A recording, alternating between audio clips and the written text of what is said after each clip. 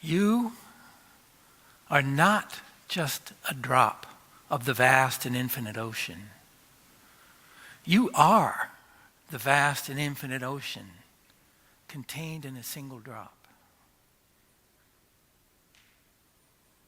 You are created in the image of God. And as we just heard, God is androgynous. So we are all androgynous. We are all a sacred communion of these divine energies of masculine and feminine. And as Jesus says in the Lord's Prayer, thy will be done on earth as it is in heaven. And in heaven, the divine masculine and divine feminine are in a balanced interplay and communion in every moment. Sadly, on earth, as we all know, there's a profound imbalance that we humans have created.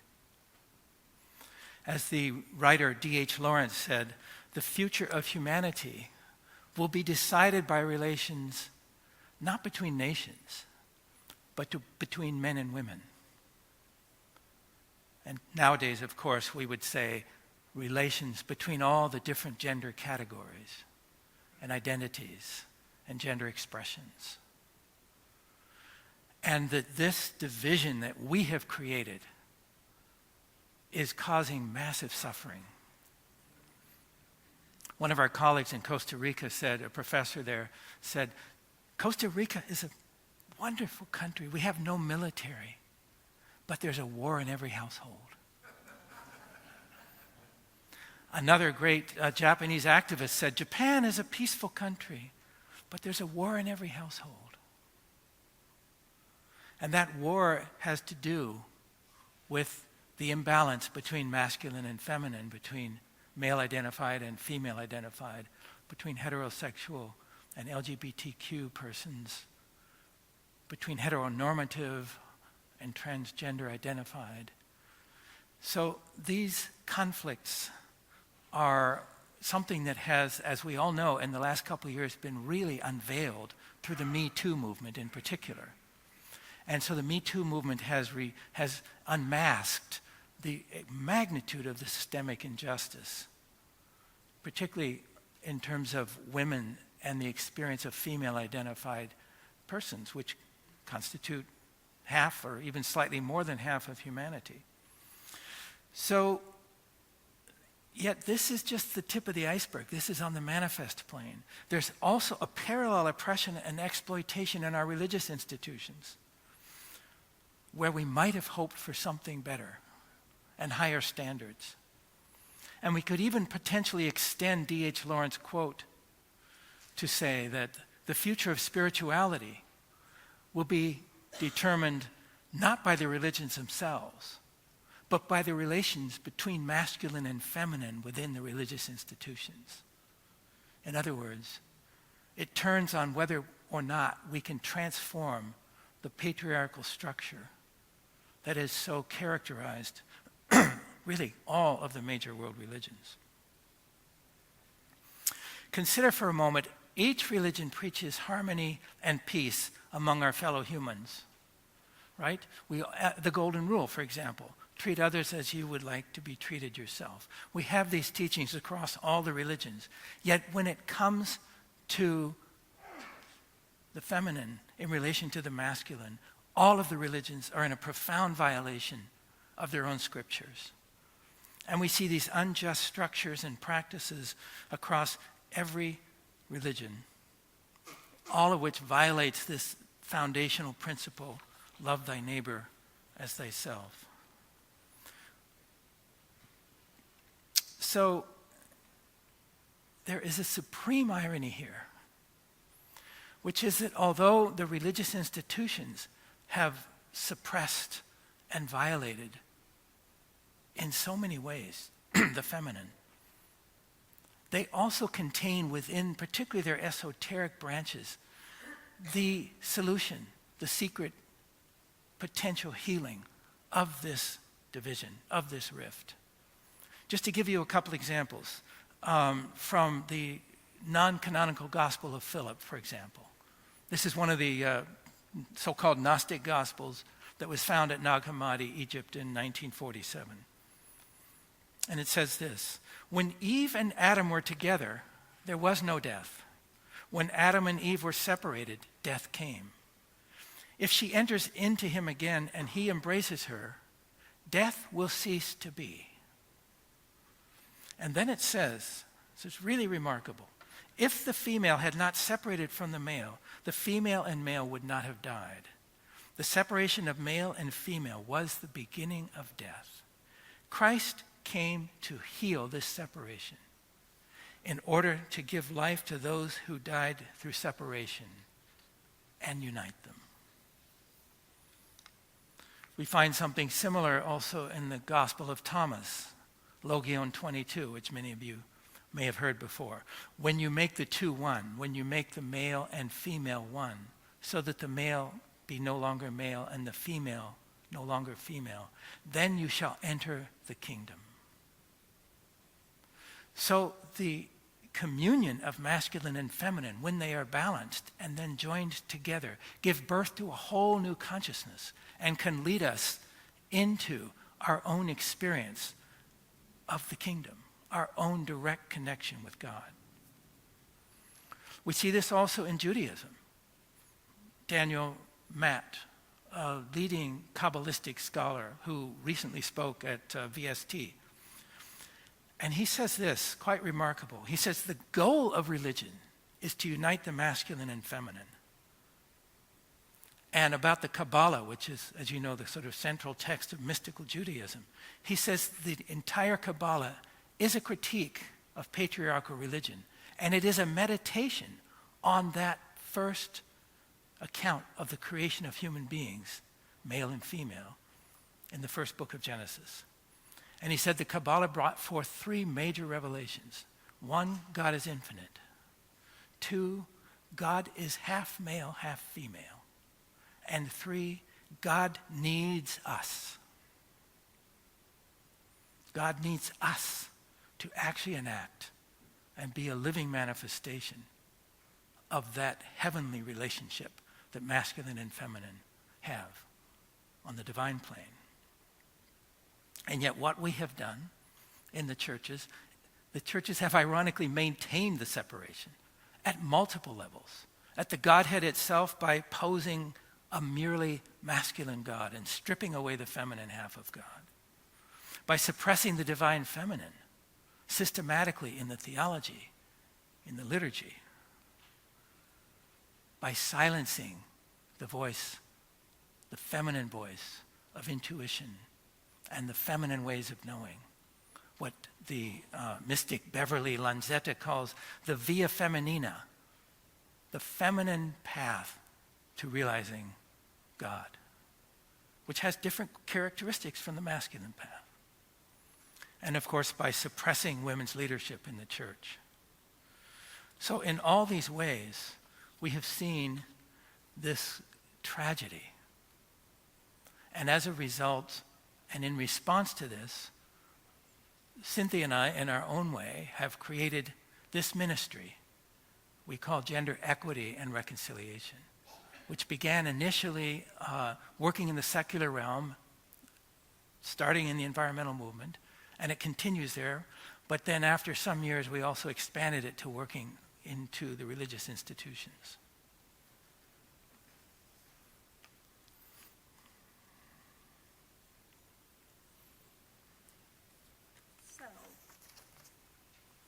Morning. I'm going to tell you my Me Too story, or at least one of them, and I imagine that several of you in this audience can relate and resonate, both women and men and anyone of gender fluidity or whatever, because we all live in this mixed mass of gender stuff. And you may be going, what are they still talking about? So hopefully this kind of grounds it. So first of all, I came into the work with Will around the gender equity and reconciliation almost 20 years ago. And my mother introduced me to the work. She came to the program before I ever did, and she came home and she was blown away. And she said to my brother and my sister-in-law and me, she said, I want to gift you by sending you to this program. And for everything I messed up in your life, this work will heal you. What a divine mother is that?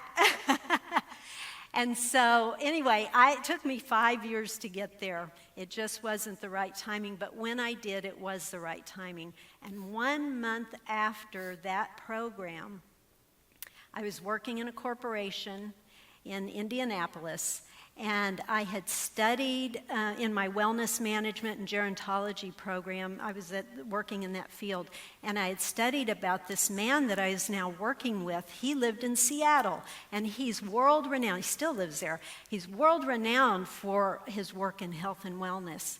And within a few months of working, and I was going to be traveling with him, over a dinner meeting with him, he sexually propositioned me. He said, "Cynthia, I've enjoyed getting to know you. Now it's time to take our relationship to a deeper, more intimate sexual level."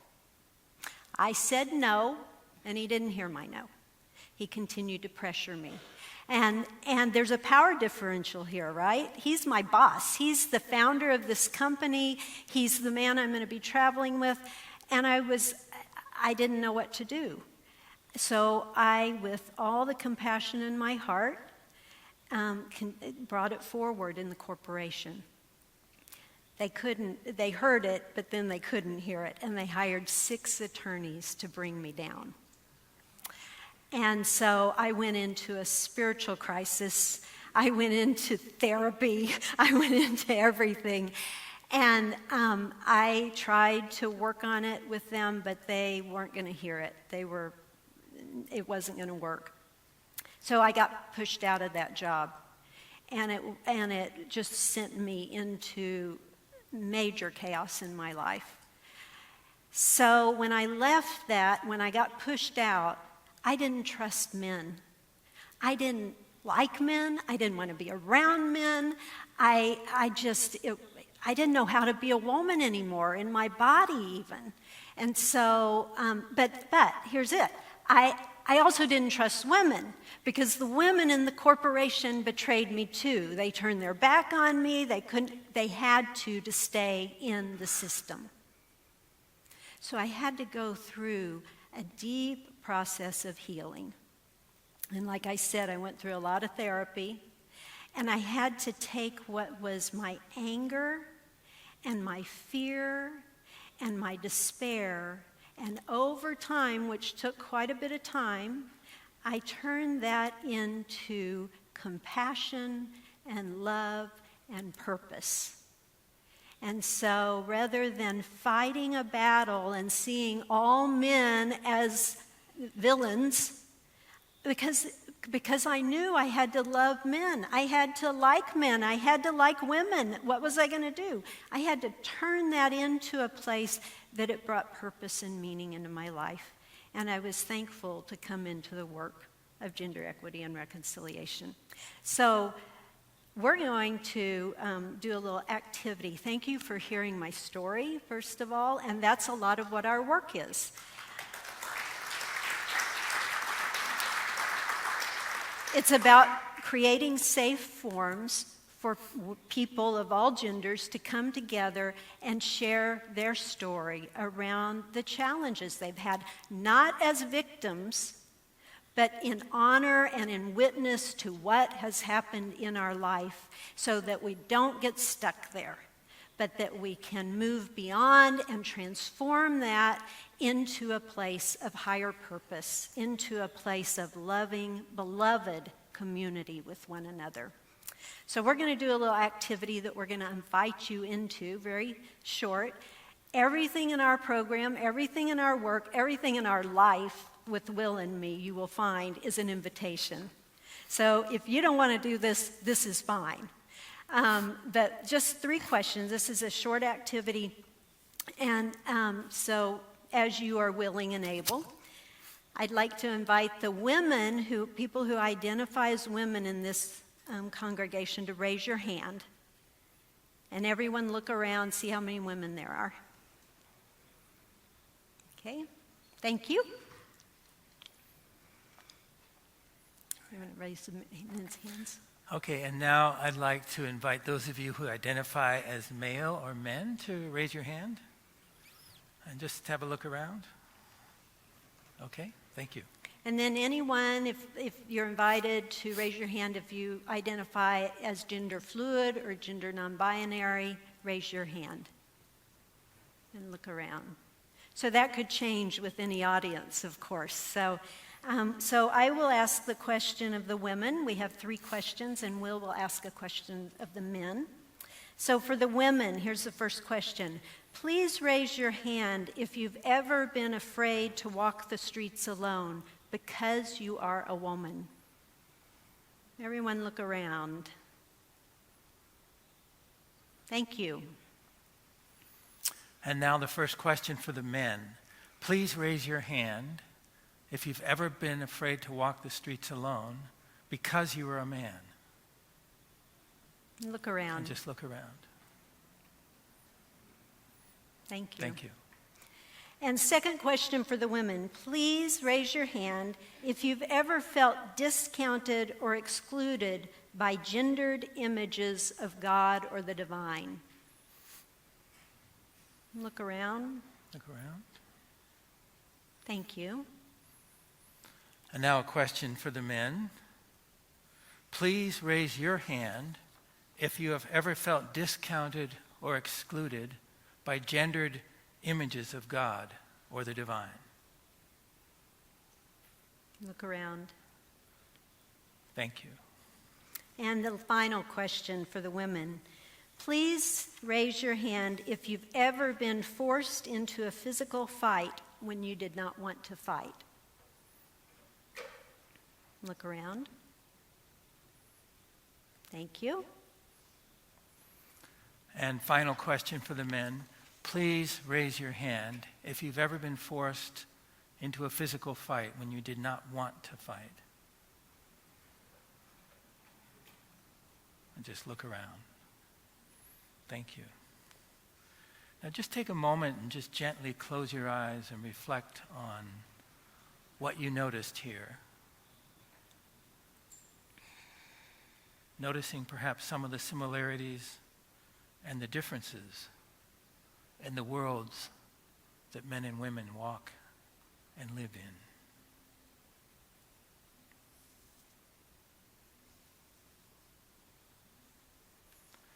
And you can open your eyes again. One of the principles one of the learnings in this work that has been so profound is that men cannot hear the deep pain and truth of women and remain the same men. And women cannot hear the deep truth and pain of men and remain the same women. Oftentimes there's a theme that has appeared over the years of our work, which has been going on 27 years, and it's a global ministry now. Oftentimes women are shocked to actually see and hear the pain and suffering of men, of what the patriarchal system has done to tell boys and men to toughen up, not cry, act like a man. And it plays out in ways that women often don't know, and even men don't know, that the violence against women is extreme. But male-to-male violence is actually higher than male-to-female violence. And the suicide rate of men in Canada, for example, is 3 times higher than that of women. Those are results of this suppression and oppression of men and masculinity. And that's very unusual for women to actually see, to know that men have been abused by women, by their mothers, by their partners, by all kinds of things, sexually harassed sometimes in the workplace. It may not be at the same level, but it's very present.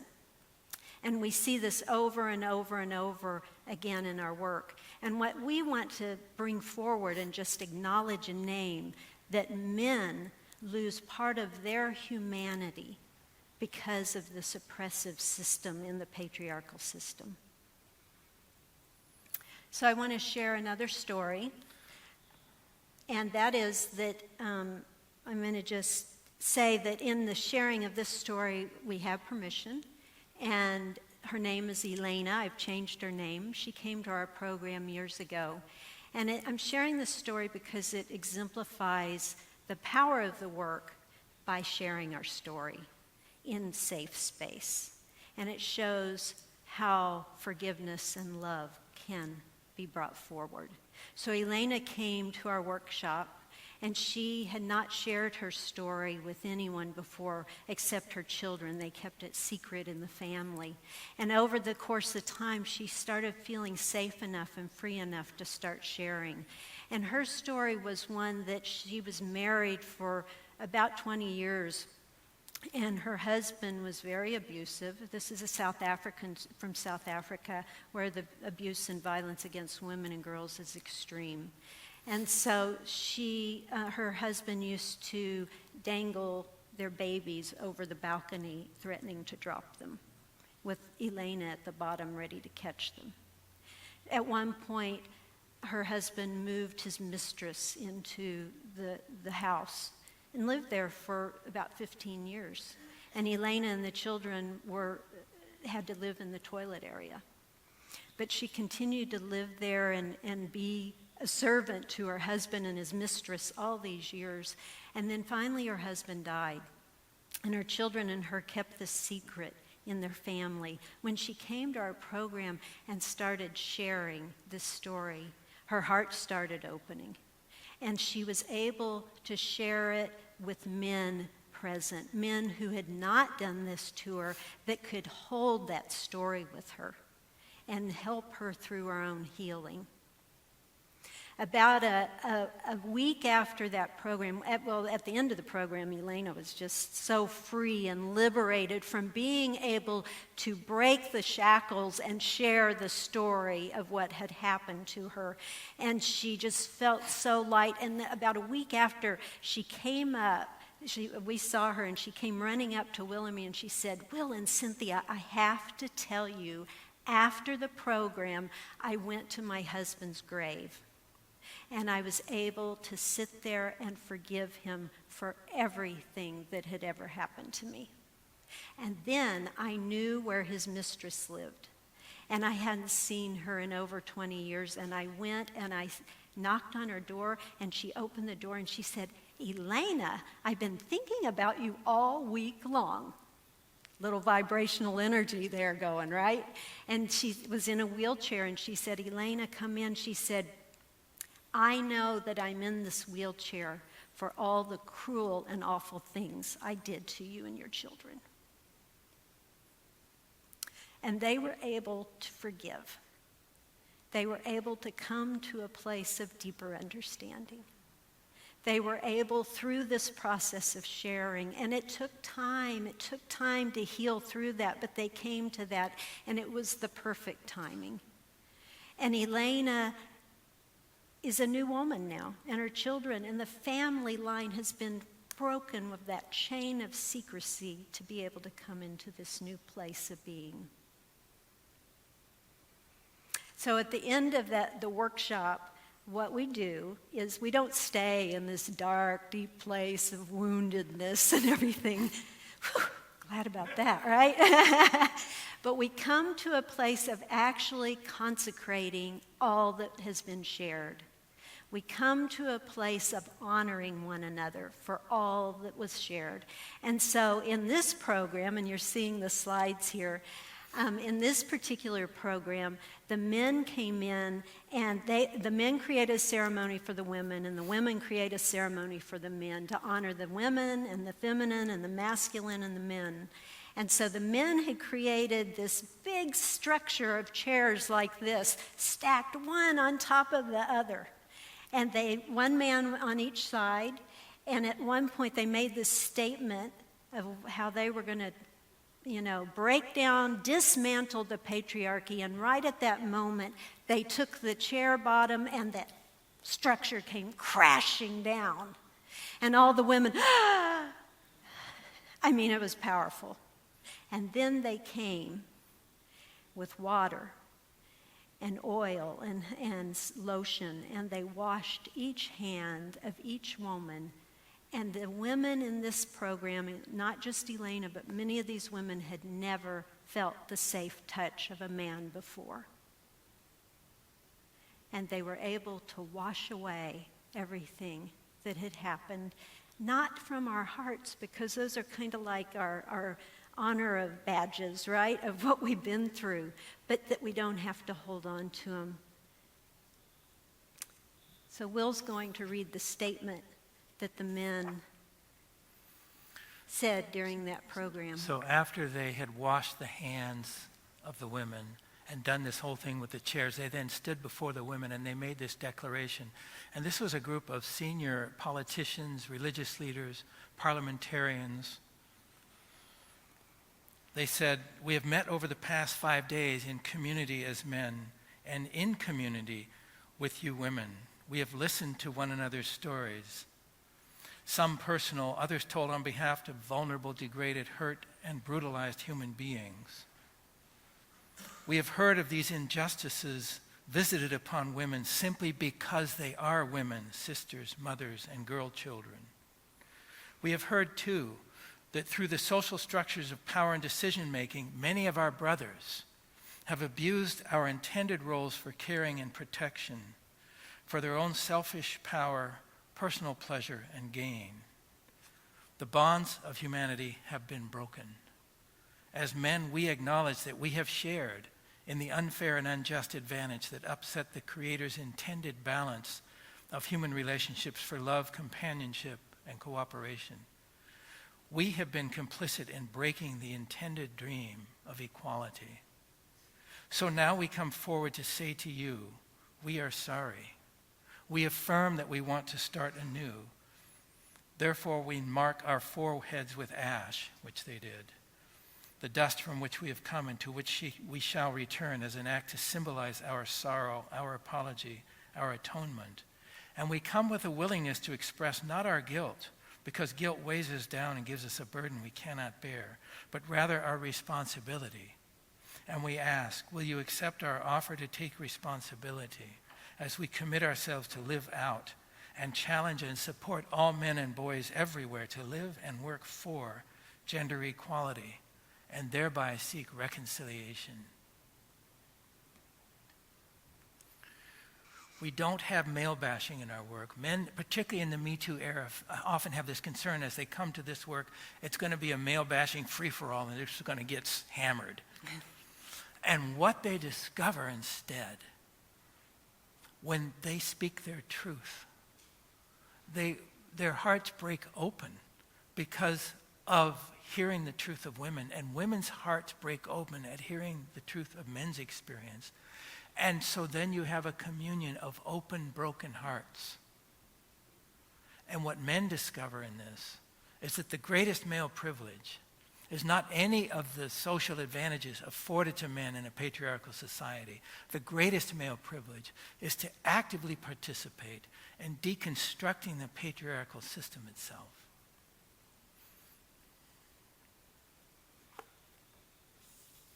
So we invite you now to just close your eyes or have a gentle gaze to the floor.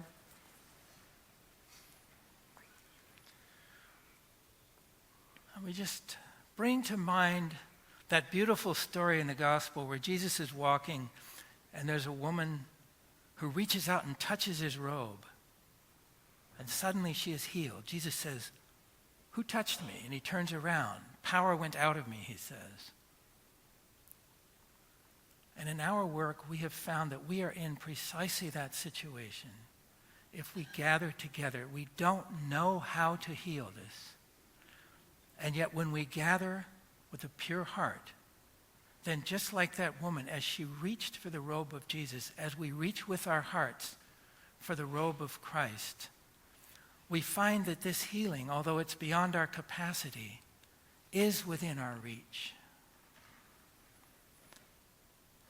And that as two or more are gathered, Christ comes, and this healing that was promised in the Gospel of Philip begins to take place right here in the human community.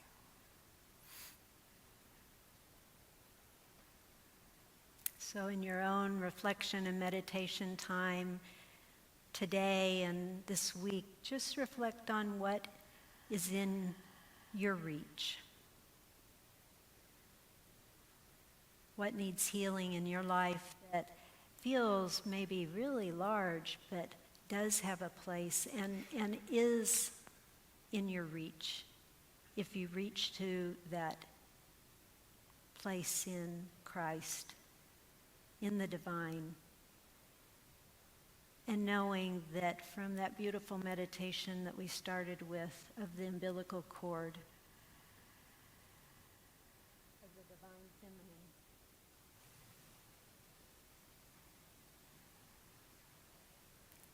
just allowing yourself to feel into that throughout the week and call on the divine to guide you and lead you.